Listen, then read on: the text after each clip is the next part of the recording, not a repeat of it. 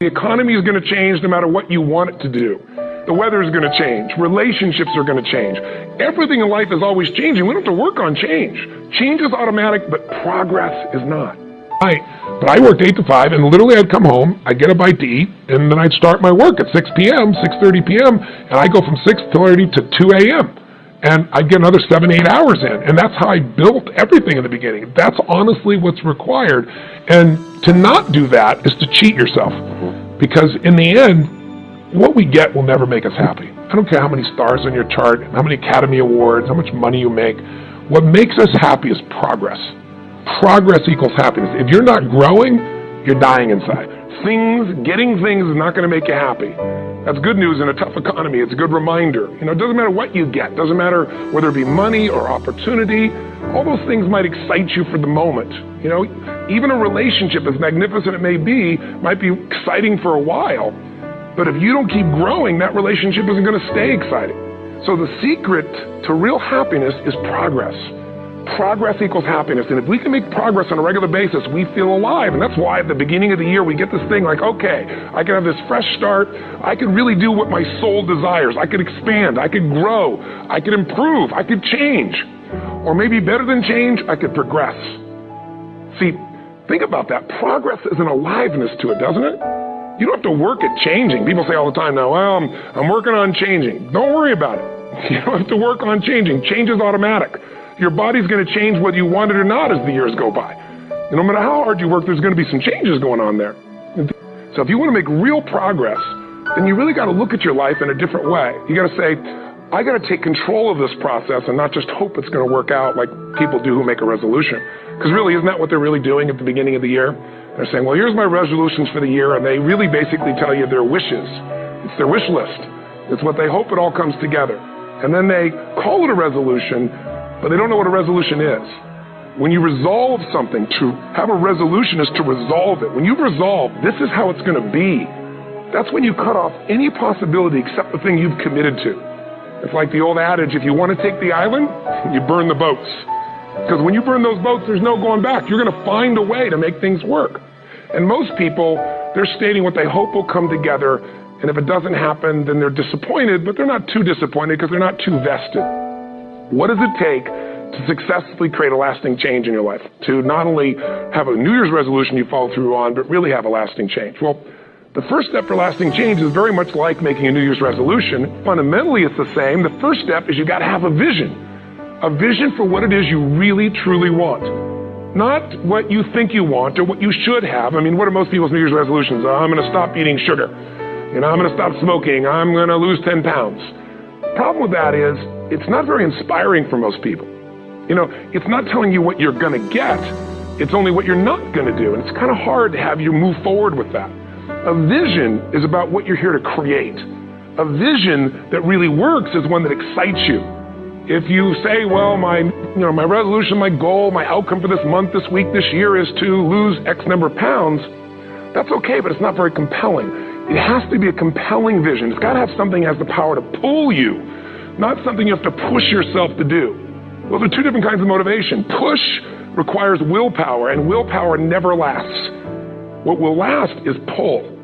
Having something so exciting, so attractive, something you desire so much, that you have a hard time going to sleep at night and you get so up early in the morning to rock it and take it to the next level. That's what you're looking to create. And that isn't easy to get. But one of the reasons we do seminars and events and we say, why do that? Why not just read a book or something? Is because when you get in an environment where you're with people that are being put in a peak state, like when you're going to a sporting event, if you watch a sporting event at home, it might have a certain level of excitement. But when you're in a stadium with 50,000 people, suddenly it has a whole different level of intensity, and we feel that. And the bottom line of our follow-through comes down to our emotional intensity. In a different state of mind, you're going to come up with a much better and a more exciting vision than if you're sitting on the couch going, okay, what are my new resolutions for this year? And you're doing it the morning after the new year has started, and you're a little inebriated, and the football game's on in the background. Probably not going to have the power of focus there. Probably not going to have the power of the energy to create something that's going to pull you for this year. And you got to do that. So it's got to be a vision that's compelling, something that it's going to be a gift to make sure that it happens.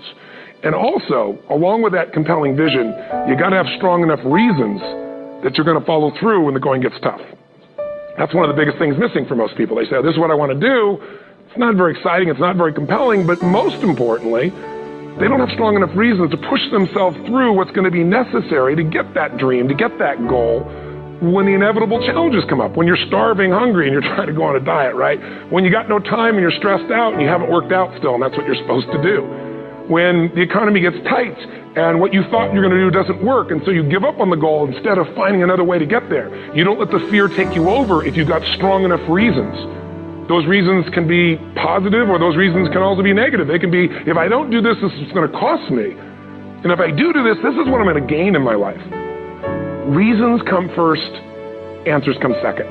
If you get a compelling vision and you got strong enough reasons that will push you through the tough times, you're going to do things other people don't do. Instead of collapsing, even if you get off target, you won't go, oh, I blew it. You'll get right back on target, make the change, make things happen. And I know you've done this in many areas of your life. Just think about it again. I'm not teaching you something really new here today.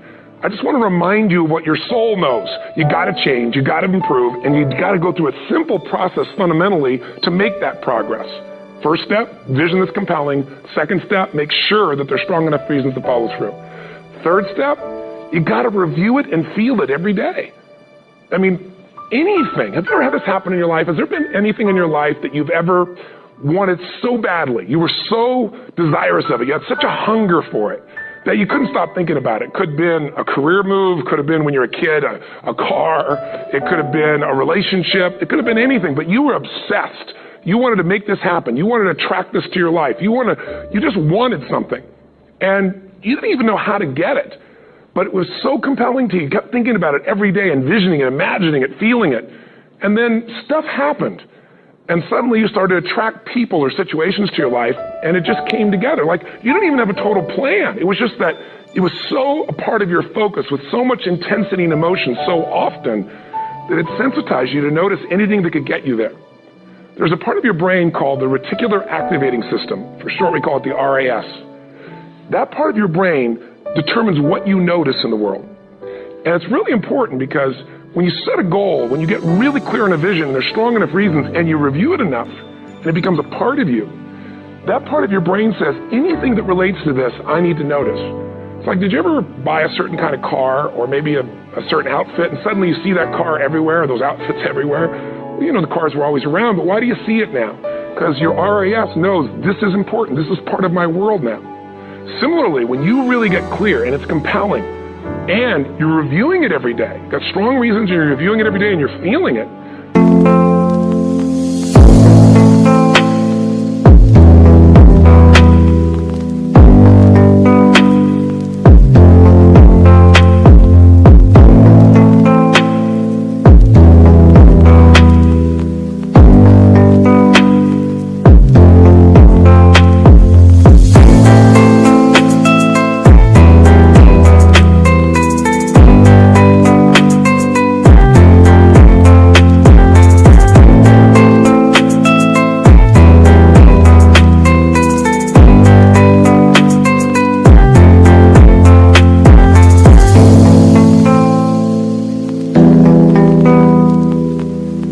becomes incredibly acute at noticing anything to get you to move forward. And so that's the power of this. So, you know, what do people do with a New Year's resolution? They come up with something they kind of want. It's not a compelling vision. They don't really have strong enough reasons, and they never review it again until they notice that they broke what they said they really want to have make happen, because they didn't really resolve. If you resolve, you got the vision, it's compelling, you review it daily, and you feel it, you envision it, and you experience it. Simple as it sounds. Now, ultimately, what is this really about? Ultimately, if you're going to have lasting change in anything, you're really talking about just raising your standards. I mean, I always tell people, if you want to know how to change your life, I give it to you in 3 words, boring as it sounds: raise your standards. Well, what does that mean? Corny as it sounds. Raise your standards. Oh, thank you for the breakthrough thought, Tony. I'm glad I wasted my time watching this little email with you. But think about it. Lasting change is different than a goal. You don't always get your goals, but you always get your standards. Maybe it'll help you is to think about it this way. I try to explain standards to people with a different set of words. Think of it as everybody in life gets their musts. They don't get their shoulds. Like, think about it. Most people have a list of shoulds, don't they? Don't you have a list of the shoulds, things you should do, you should follow through on? I should lose some weight, I should work out more, I should make more calls, I should respond more rapidly to my email, whatever, I should get into the office earlier. I should be, more confident. Whatever your should list is, people love to have their should list be met, but it's kind of like New Year's resolutions. If it does, it's really exciting, but if it doesn't, which is most of the time, it's a little disappointing, but you kind of know it's not going to happen. But when you decide something is a must for you, an absolute must, when you cut off any possible, you say, I'm going to find the way or I'm going to make the way. Human beings, when they resolve things, when they make a real resolution inside themselves, which is they raise the standard and they make it a must, they find the way.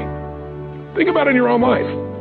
Haven't you had some area of your life where you raised your standard and your life has never been the same?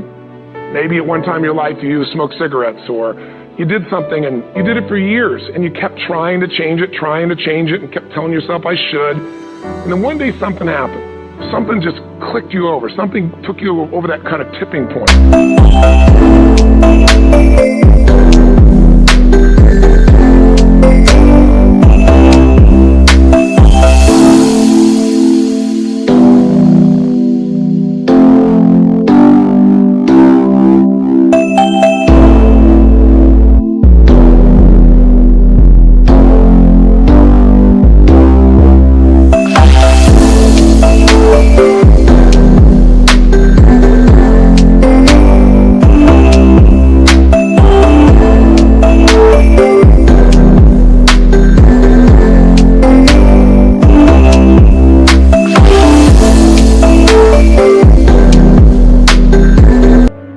And inside yourself, you said, no more. And it was a very, very different experience, wasn't it? Something inside of you shifted, and what was a should became a must, and you've never gone back. Is there an area like that in your life you can think of? Again, did you ever smoke cigarettes? Did you ever eat a certain way, drink a certain form of alcohol, and then finally say no more, and you just don't go back? And notice this, it doesn't really take any willpower anymore. Because somewhere when we make this click, when we make something a must, we attach ourselves to it. It becomes part of our identity. And one thing I've learned in the last, 33 years of working with people from now over 100 countries, 4 million people, is human beings absolutely follow through on who they believe they are. If you said to me, well, I'm really going to work hard to stop smoking, but, I've been a smoker my whole life, and I am a smoker. I know your days are numbered. You're going to be back smoking cigarettes again, because we all act consistent with who we believe we are. I tell people the strongest force in the whole human personality is this need to stay consistent with how we define ourselves.